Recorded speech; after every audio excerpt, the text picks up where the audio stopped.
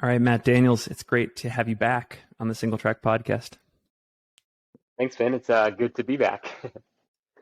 So, a couple things I want to talk about before we get to Javelina. First, this just came on my radar yesterday. Like, I think you dropped an Instagram post or story, and it was a photo of, I think, you, Adam Mary, Seth Ruling, Drew Holman. You were throwing around words like team and running together and training together. What's this new thing happening in Boulder? Yeah. It's I guess it's not it's not super new. We all four of us share the same coach, David Roach, and we've been friends for quite a while. And I moved back up to Boulder here last April, and since being back, we've all been getting in a lot of training together, doing a few easy runs, a few workouts, this and that together, and we just kind of decided, hey, this is our little team. It's kind of, I guess, Coconino Cowboys style-esque. You can take it for what it is, but yeah, we're gonna maybe throw around a little bit of content, and basically it's just four of us just out there shredding trails, having a good time together, and trying to better ourselves, and hopefully, we can create a little bit of something to entertain people with, and something to get people to root for, root against, I guess, and yeah, we're just having fun with it. I absolutely love that. I mean, the discussion of trail running teams is no stranger to this podcast, but you mentioned Coconino Cowboys. Is there going to be any rallying around Western states next year and trying to get everybody in? Like, I know Drew's already in, and we'll talk about Javelina for you in a second, but like with Adam and Seth and anyone else involved, is Western a goal next year? Yeah, I don't know. We talk a lot about this on runs. We all kind of have different goals. That's the cool thing about trail and ultra running, though, is you can do a lot of things together still and a lot of the same training. But yeah, we're kind of all have different plans for this next year. I know Adam's going to be trying to get into states. Seth, I think he's coming back from an injury. I think he's pretty focused on getting into the UTMB series along with Drew. I don't want to speak for Drew yet. He still hasn't made up his mind whether Right. he's going to be going back or not. But yeah, right now we're just kind of enjoying the fall and getting ready for the winter months, and going to hunker down and get in some good speed training this winter and see where things take us. Super cool. Are you? Is anybody else potentially being recruited to this group right now? Ooh, possibly so. Hayden Hawks has talked about moving out to Boulder. I think he's going to be going out to Australia and New Zealand this winter, and then he said he's going to get in his car and head straight to Boulder with his family. So we'll see if that comes to fruition too. And that's the cool thing about Boulder is there's so many people out here. Any given day we can all just get together for a run, and the group goes from 4 guys to you can have 5 or 6 guys or 7 guys, and it's a lot of fun. It's a cool thing, and don't like to exclude people or anything like that. But yeah, we'll see what comes of it. Super cool. Well, one more thing I want to touch on before we get to Javelina. Last time we spoke, it was just before CCC. You and Adam are out there doing some super inspirational on-course prep for it. My understanding is you took a bad fall during the race and it took you out. Can you talk about what happened there? Yeah, definitely. So the fall actually was the second mishap of the race, which was a real bummer. So I got started CCC, was moving up really well. Race was going kind of beyond expectations, just running awesome, feeling incredible, more like myself again for the first time in a long time. And then somewhere after Champay Lock, I think maybe around 34, 35 miles, I was just following behind another runner, a French runner. His name's escaping me right now, but we totally missed the turn and went off course. And I went back and looked at my Strava after the race and everything, and we were off course for almost a little over 1.5 miles total.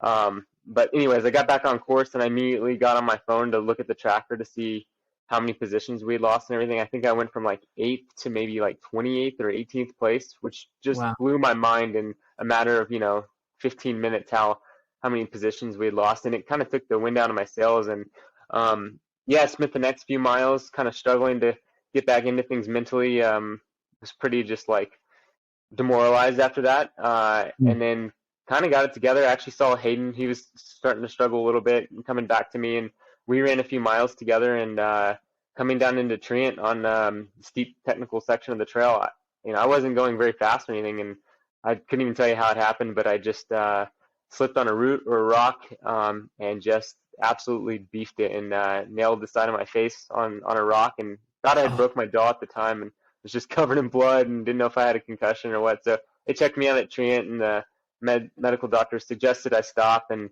at that point, everything had gone wrong. So I made the decision to pull it, and it wasn't 2 hours later I was already thinking like, okay, I'm gonna line up at Javelina. So Hmm.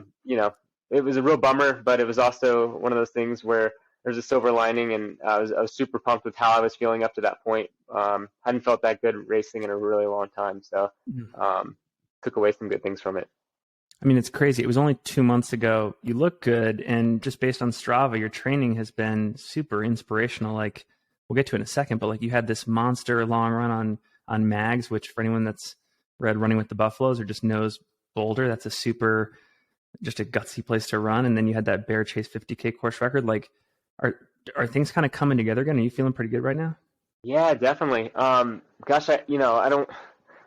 I want to wait until I have some more results under my belt, but I'm kind of feeling a lot like I did at the end of 2018, going into 2019 fitness when I was running probably my best in ultra races, and that's exciting to me. Yeah, a lot of similarities in training, doing a lot of work up at Mags, a lot of my harder runs up at higher altitude, and then coming down for my recovery days and things like that. But yeah, I'm feeling really good actually. It's nice. It's been a few years, so it's good to kind of know that that's still there.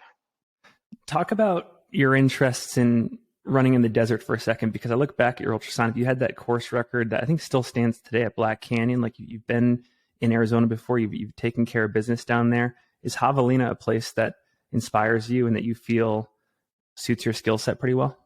Oh, thanks, man. Yeah, I think it does. I love, well, I love all sorts of courses, but I really take a liking to more runnable type terrain, and I do enjoy the heat. I grew up in Texas, and so that's something that doesn't really bother me too much. I think it affects everybody to a certain point, but I do love running in the desert. Arizona's special, like you said. Had a good one at Black Canyon in 2019. It was on a little bit of an altered course, but it was still 100K, and ran well there. And I think, yeah, I just I'm stoked. I want to take that energy into Javelina, and same with a lot of a lot of the work I've done this year has been very similar to training going into Black Canyon 2019. And so, I know a 100-mile distance it's different than 100K, but I can still, I think, channel some of that energy into Javelina, and hopefully come out with a golden ticket or have a good day. I want to talk about the golden ticket in just a second, but I'm curious, given that you expect to be racing at the front of the pack, how fast do you think you're going to need to run this race to be in contention for podium or a ticket, in your opinion? I think it's tough to say. I think just with the type of guys that are in the race, you got a lot of savvy runners. I mean, guys with a lot of 100-mile experience, like Yeah. Pat Reagan, Dakota Jones, Nick Curry. I mean, the list goes on, right? I Yeah. could be here all day talking about it, but I still think it's going to be fast. Arlen Glick ran really well there last year. He's back. I think it may take at least one of the two golden tickets may take a sub 13-hour finish. At least I Wow. hope it does. I think that would be a lot of fun for us to just go put on a show that way. But yeah, I think sub 13 is going to be what it takes to win. With that being said, you're in like a territory where people running that fast, there's going to be a lot of blowups, and I could be one of them. But those are the risks you take for a golden ticket, and I'm like really excited to get out there and just see what we can do, and hopefully we can all kind of feed off of each other. And I'm excited to race guys that have a lot of the experience, and like we're not all just going out there, you know, I don't know, throwing seeds into the wind. It's going to be, it'll be fun. Well, you mentioned that's super exciting, by the way. I think a sub 13-hour finish from the podium would be amazing. And I think it's well within your wheelhouse. You mentioned golden ticket earlier, so I'm assuming you do want another crack at Western. What are your thoughts about that race? Because you've had both like the highest of highs and the lowest of lows there. Do you feel like there's unfinished business? Like, do you feel like you have more to give? Talk about that. Yeah, definitely. I love Western States. I mean, the whole community around it, everything to do with the race, I absolutely love. And so ever since I went to the training camp before the 2019 race, I told myself I was going to try and get out there every year from then on and be part of that race. And this year's no different. I want to be out there and I want to be on the start line. But I do sort of feel like I have some unfinished business. In 2019, I was kind of a rookie and it was my first 100-miler. So it ended up being good, but it was still like, Touched it. I felt like I had a lot to give still. I ran very conservative over the first half of that race, and then, yeah, like you said, in 2021, it was about the worst race I've ever had in my life. I went in with a staph infection and didn't Yeah. know it, and was just, battling a lot of things. And I don't even know how I made it to Michigan Bluff, but somehow did before I dropped. And that left a really sour taste in my mouth. I hated, dropping out of a race like that. And yeah, I want to go out there and do what I know I'm capable of. But again, just enjoy being out, in that community and being part of Western States weekend. And that's what I think excites me the most right now. Hell yeah. Well, last question for you. I see you're repping the Nike gear right now. What shoes are you wearing on race day? I'll be in the Ultra Fly, so that shoe comes out in April. It's their fast shoe. I think Tyler Green and Drew Holman both wore it at States. But yeah, Cool. take a look at it out there. It'll be out in April.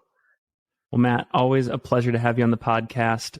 Looking forward to following your race about a week from today. We'll make sure to link to all of your social media in the show notes. Anything else, any parting thoughts before we go?